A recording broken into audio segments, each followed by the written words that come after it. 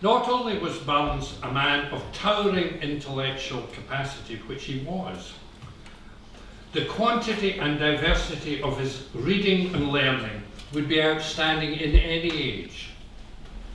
But against the harsh background of an agricultural labourer in the 18th century, it was well nigh incredible. He studied world geography, theology, philosophy, political economy, biblical history, and above all, contemporary novels and volumes of poetry. He became fluent in French and acquired a grounding in Latin.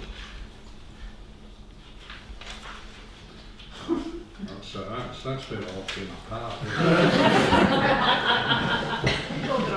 It's people, I have to say, it's people like this that make you realise how little you've achieved.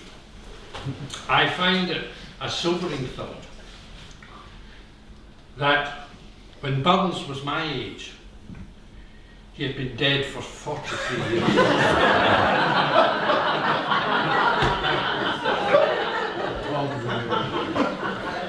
All what I've said is a necessary but not sufficient condition for genius. What Burns made exceptional, and what the Jesuits missed, was that he was able to apply this knowledge to the whole tapestry of life in language that touched the common man, to the extent that ploughboys and maidservants would spend money they could ill afford in order to purchase a copy of his work. It is this unrivaled ability that I would like to try and give you a flavour of this evening by describing 5 aspects of Burns, which I think capture the breadth and genius of his poetry. In doing this, you will hear some old favourites and some with which you may not be so familiar. First of all, there is Burns the Patriot. Burns was first, last, and always Scottish. He mainly wrote in the Scottish dialect, and his Herculean and unpaid efforts in collecting Scottish folk songs have largely defined the distinctive Scottish culture of which we are also proud. There are many examples of Burns the Patriot, but in this case, I think one will suffice. Scots, wha hae we was bled, Scots wham Bruce has often led, welcome to your gory bed, or to victory. Now's the day, and now's the hour. See the front of battle lower, see approach proud Edward's power. Chains and slavery. I've always felt a close affinity for Burns, the rustic ploughman, because in my early days, I too practiced animal husbandry until the police caught me.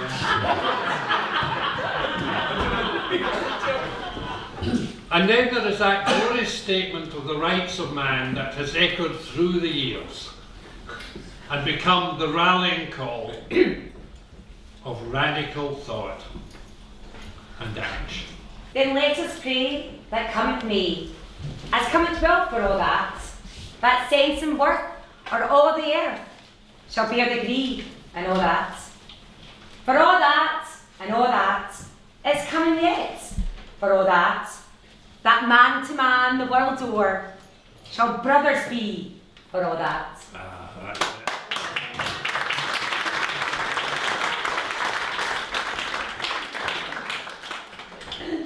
The fourth and best known aspect of Burns, and the one in which he excelled all others, is his love poetry. Burns was, to say the least, attractive to women.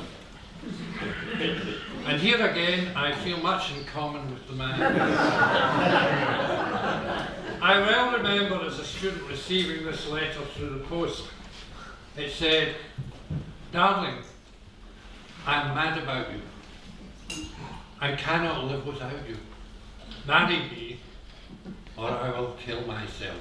Well, I was for a moment seriously concerned about the effect of my fatal charm until some bastard pointed out to me that the letter was addressed to occupant.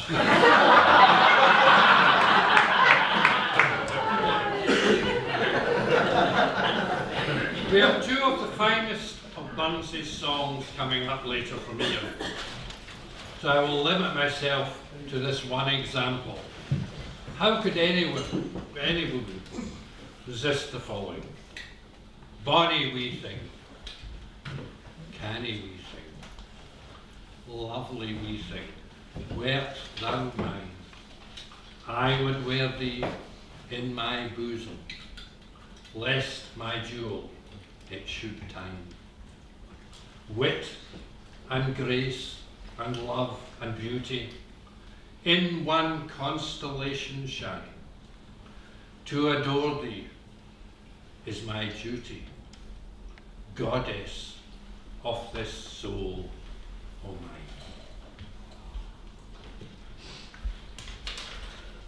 mine. The final aspect of Burns's poetry, and the one which in a sense infuses all the other four, is that Burns's poetry uniquely addresses the full spectrum of human emotions and concerns: joy, sorrow, love, despair, shame. And he does it in examples covering massive concerns like democracy and human rights, to tiny embarrassments like a louse crawling up a lady's bonnet in church. Because he dealt with eternal emotions and concerns and saw them in incidents big and small that are the raw material of our lives, his poems are as fresh as paint and are likely to remain so. So here are 5 examples of how Burns could capture these eternal concerns. The first being the rights of women, 250 years before Me Too was thought of. While Europe's eyes are fixed on the mighty things, the fate of empires and the fall of kings. While clerks of state much each produce his plan, and even the lisp of children know the rights of man. Amid the mighty fuss, just let me mention the rights of women merit some attention. Oh, sorry.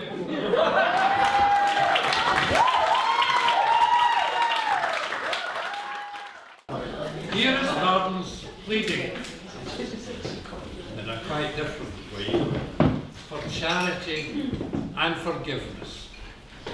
Then gently stand your brotherland, still gentler sister woman, though they may gang a kerning rang, to step aside is human. One point must still be greatly dark, the moving, why they do it, and just as lamely can you mark how far perhaps they rue it.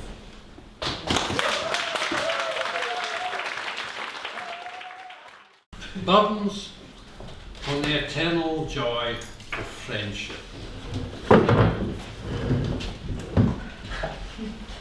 Should old acquaintance be forgot, and never brought to mind? Should old acquaintance be forgot, and auld lang syne? For auld lang syne, my dear, for auld lang syne, we'll tak a cup of kindness yet, for auld lang syne.